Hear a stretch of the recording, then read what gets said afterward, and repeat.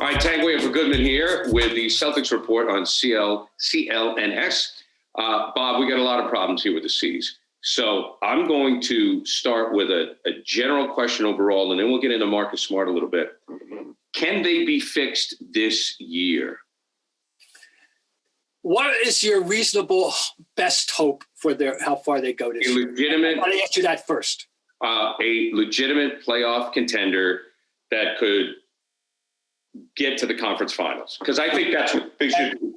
They're not going to win the conference finals. They're not the best team, but they should not be one and done, and they should have a shot to get to the conference finals. They're that good.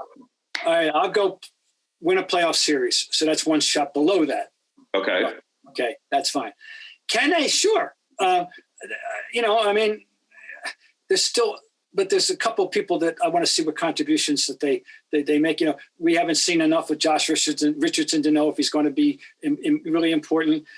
I think we're going to be alternately going, tearing our hair out and then going, oh, he's not so bad after all with Schroeder.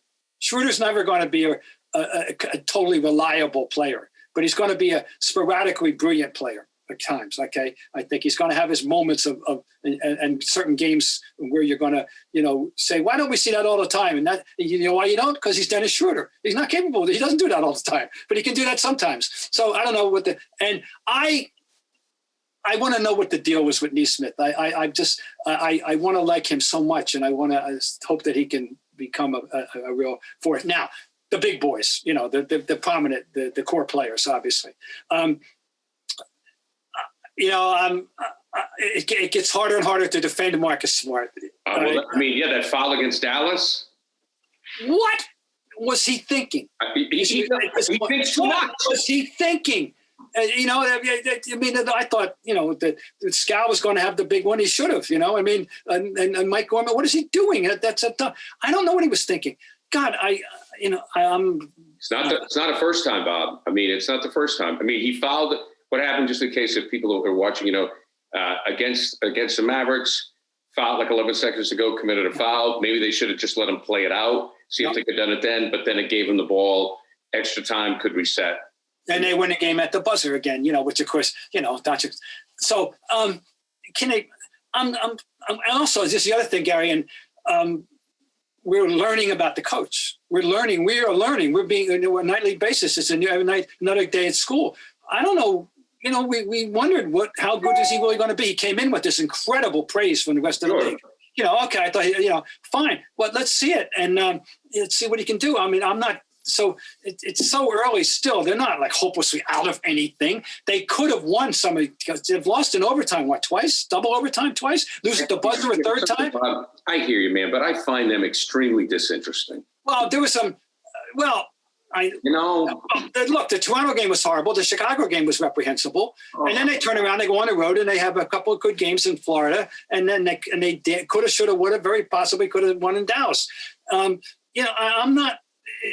And I did say early on, Gary, that it's going to be an annoying season, because they're going to tease us, and they have already done so. They're going to tease us, and I don't know if they're winning, if they're going to settle down. You know what I'm saying? I will say this, Bob. In closing, I will say that this season we are going to appreciate Brad Stevens as a coach more and the job he did.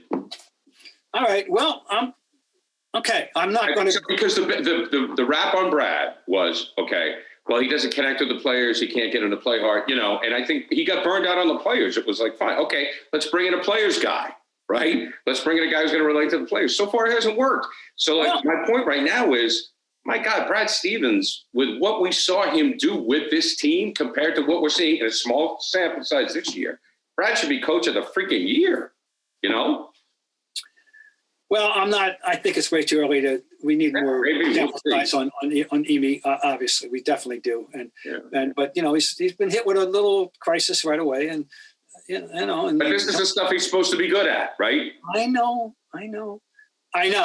And all right. Well, I'm trying to take the step back, deep breath, give him a chance. Well, no, you're right, and that's fair. That's certainly fair. What does worry me, and I think we've all agreed to this, is the general competition of the middle class of the league is better. Oh, no doubt. So you've got a lot of competitors. So now, there's no doubt. I mean, basketball wise, it's awesome. I mean, if you're a basketball fan now, like there was a time, like if you looked at the Eastern Conference schedule and if like one or two teams weren't playing, you were like, I'm going to stay up and watch you want to see Atlanta. You want to see Chicago. You want to see.